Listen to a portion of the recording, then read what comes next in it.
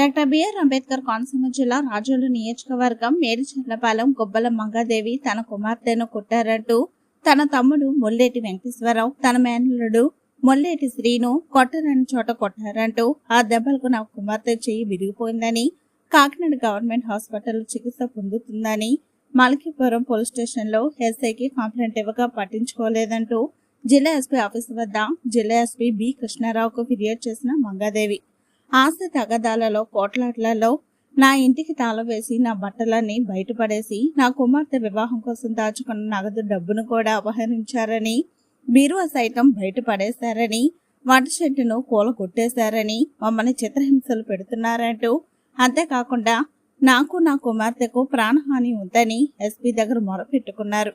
తనకు తన కుమార్తెకు న్యాయం చేయాలని మంగాదేవి జిల్లా ఎస్పీని వేడుకుంది. బయట అక్కడ ఉందండి ఇక్కడ ఇంత అసలు ఓపెన్ చేస్తారండి బయట మీ సామాన్ అంతా అందులో ఉన్నాయి తీసుకెళ్ళి బంగారం పెట్టుకోండి చూసుకోండి.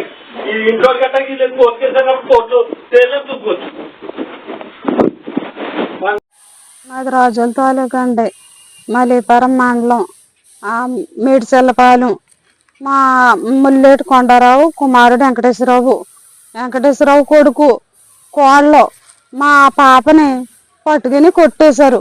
కొబ్బరి తోటలో చెత్తేరి కాయలు తింటుంటేని కొట్టేస్తే ఆ కొడుకేమో జుట్టు అట్టుకుని కొట్టేయబోతుంటే కోళ్ళు కూడా వచ్చి జుట్టు మిలేసుకుని పట్టుకుంది. ఆ కొడుకేమో కొట్టేశాడు, గుండ్ల మీద అడిగేసి తొక్కేసి తొక్కలైన చోట కూడా తొక్కేశాడంట. నా కూతురేమో కడుపులో పెట్టుకుంది, అక్కడ చెప్పట్లేదు. తర్వాత నా తమ్ముడు పొలాల నుంచి వస్తున్నాడంట, చేయకూడంట ఇలాగా. అప్పుడు ఎడం చెయ్యి ఇలా గడ్డెట్టిందంటే ఎడం చెయ్యి ఆ చేతికి మొక్కలైపోయి అనుకుంటే తగిలేసి ఆ చెయ్యి జాయింట్లు వదిలేసిందంట. జాయింట్లు వదిలేస్తే రాజోలు హాస్పిటల్కి, మా దగ్గర రాజోలు హాస్పిటల్కి మాకు తిరిగి పడిపోతే దగ్గర చుట్టాలు హాస్పిటల్కి చేర్పించారు రాజోలు. మలకీపురం పోలీస్ స్టేషన్ వాళ్ళు అవన్నీ తీసుకోలేదండి. తర్వాత సరే ఆపరేషన్ చేశారు. శనివారం రోజుని మళ్ళీ 3వ రోజుని నేను బట్టల కోసం వెళ్ళానండి. బట్టల కోసం ఇంటికాని వెళ్ళాను. బట్టలే బొమ్మ కొట్టుకోనక బట్టలే అసలేని. ఆ బట్టల కోసం ఇంటికి వెళ్తే తలుపులు తాళాలు వేసేసి ఇంట్లో బట్టలన్నీ బయట ఆడేసేసి ఉంచారు బాబా. బయట ఆడేసేసి ఉంచితే నేను ఇంటికి వెళ్ళి తలుపు కొడితే తలుపులో ఎవరిలో తీర్తలేదు. లోపల గొన్నాలు పెట్టేసి నాకు బయట తాళాలు లేవు.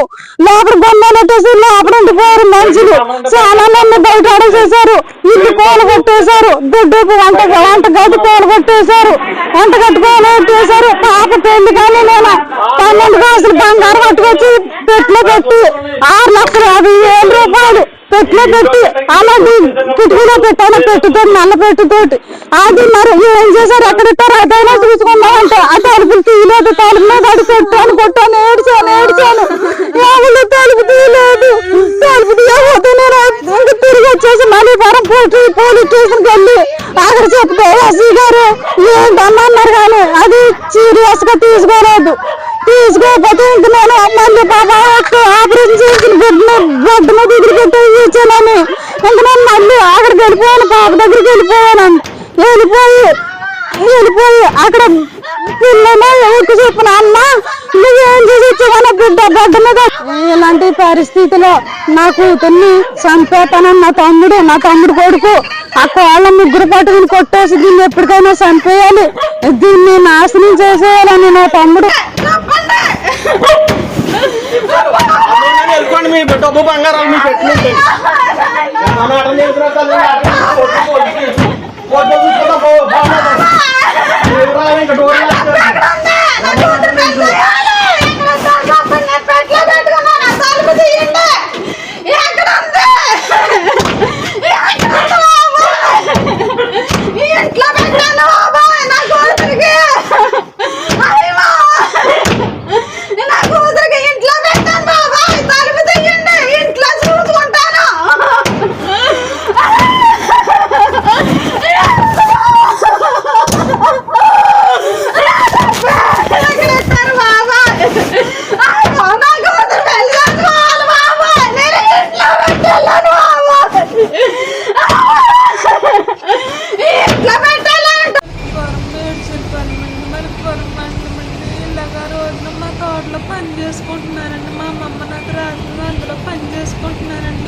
మొక్కలు గట్టి అయ్యి ఉంటే బాగా చేసుకుని దింపి తీసుకుంటున్నానండి. దింపి తీసుకుంటుంటే మొల్లెటి శ్రీనల్ల ఆవిడ వచ్చేసండి నన్ను కొట్టుకి ఇలా వెనక్కి లాగేసండి. వాళ్ళ ఆవిడ జుట్టట్టుకి లాగేసి మెల్ల మీద అడిగేసి తొక్కిందండి. అడిగేసి తొక్కింటే మేనమామ గుణమ్మ పారాటుకు వచ్చండి. అటు వస్తుంటేనండి మొల్లెటి శ్రీని లాగిచ్చేసి గొలుపులు ఇచ్చుకుని ఏంటి లంచ అనేసి నన్ను రకరకాలుగా బూతులు తిట్టండి. ఆ గొలుపులు ఇచ్చుకుని తల మీద వేసేయబోయాడండి. తల మీద వేసేయబోతే ఇలా వెనక్కి తిరిగి చెయ్యడ్డెట్టానండి. చెయ్యడ్డెట్టి ఇలాగా ఏడం చెయ్యి తగిలిందండి. ఏడం చెయ్యి తగిలి ఏడం చెయ్యి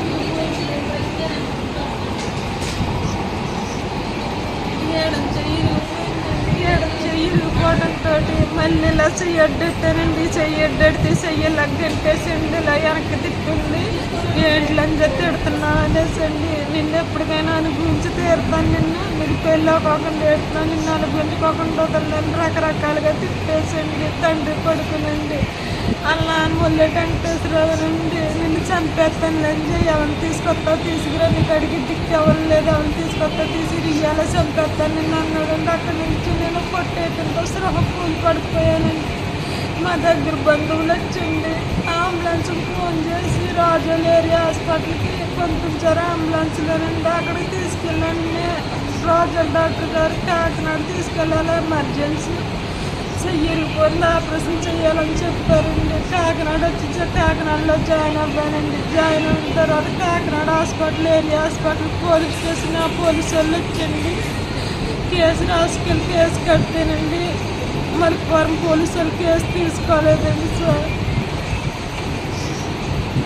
మల్లిపురం పోలీసు వాళ్ళు కేసు పెట్టించుకోలేదండి. మేము రాసి ఇన్ఫర్మేషన్ ఇచ్చామండి. మళ్ళీ అలాగే దెబ్బలతో అలాగే ఉంటే ఆపరేషన్ చేశారండి. మళ్ళీ ఇక్కడ వెళ్ళి కేసు పెట్టినా తీసుకోలేదు సార్.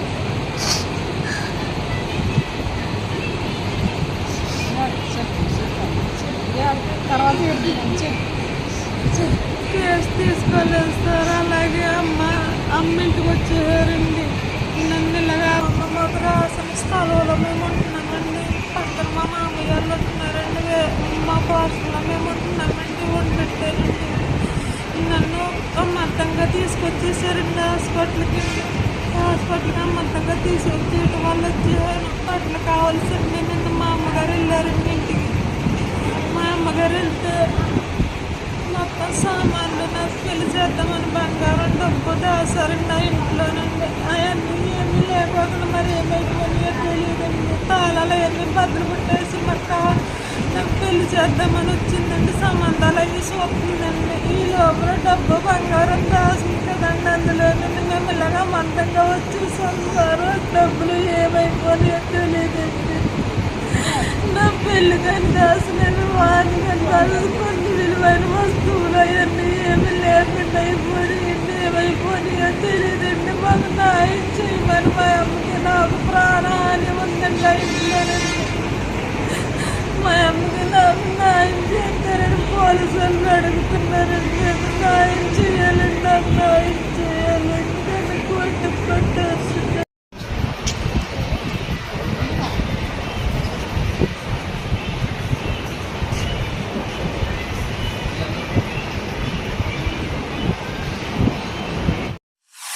తెలుగు రాష్ట్రాల్లో సరికొత్త వరవడితో ప్రతి క్షణం ప్రజాపక్షం నిలిచేందుకు